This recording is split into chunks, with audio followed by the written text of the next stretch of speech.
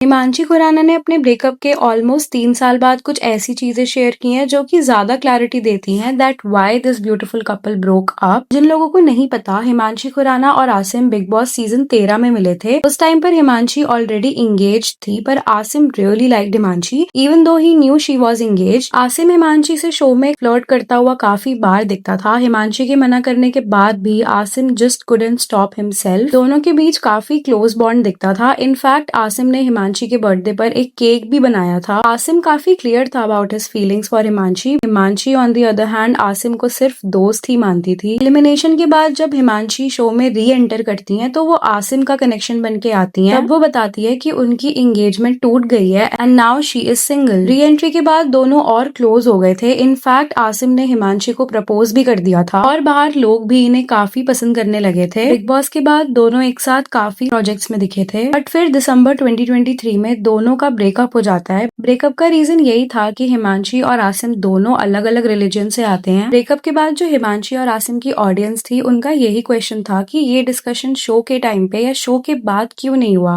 अभी हिमांशी का रिसेंटली पारस के साथ पॉडकास्ट आया है जिसमें हिमांशी अपने पास्ट रिलेशनशिप के बारे में बात कर रही थी ऑलमोस्ट 3 साल बाद। हिमांशी यहाँ बताती हैं कि उनसे उनके एक्स पार्टनर ने बोला था कि अब से आप ये चीज फॉलो नहीं करोगे। It was related to her religion.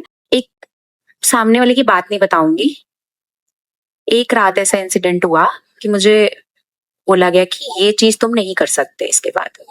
इसके बाद हिमांशी ये डिसाइड करती है कि वो 4 धाम यात्रा करेंगी फॉर वन लास्ट टाइम और उनका पार्टनर इस चीज को सपोर्ट भी करता है। लेटर ऑन हिमांशी को किन्नौर कैलाश की ट्रैक में रियलाइजेशन होता है that she can not leave her religion और दोनों ही इस डिसीजन को रिस्पेक्ट करते हुए सेपरेट हो जाते हैं। हिमांशी इस पूरे पॉडकास्ट में किसी को डिस्ग्रेस किए बिना या शेड थ्रो किए बिना बहुत मैच्योरली बात करती हैं about her past relationships and x partners. यहाँ वो चाओ जिनसे उनकी एंगेजमेंट हुई थी बिफोर बिग बॉस, उनके बारे में भी बात करती हैं। एज पर हिमांशी, उन्हें चाओ के साइड से बाहर वो सपोर्ट नहीं मिला जो एक्सपेक्टेड था और रिंग भी जो बिग बॉस में वो बता रही थी कि उन्हें वो चाओ ने दिया था, वो झूठ था। वो रिंग हिमांशी ने खुद खरीदी थी, so it was not like कि वो किसी के साथ फाइनेंशियल रीजंस की वजह से थी। हिमांशी ये भी डिस्कस करती हैं कि बिग बॉस के बाद उन्हें काफी सारे हेल्थ इश्यूज हो गए थे लाइक एंग्जाइटी, डिप्रेशन, थायराइड, जबकि उनकी अंडरस्टैंडिंग के अकॉर्डिंग रिलेशनशिप के बाद अ गर्ल शुड ग्लो और एक हेल्दी रिलेशनशिप में दोनों पर्सन ग्रो और ग्लो करने चाहिए। Let me know what you think about this. If you enjoyed this tea, give this video a thumbs up and subscribe for more such stuff. Thank you.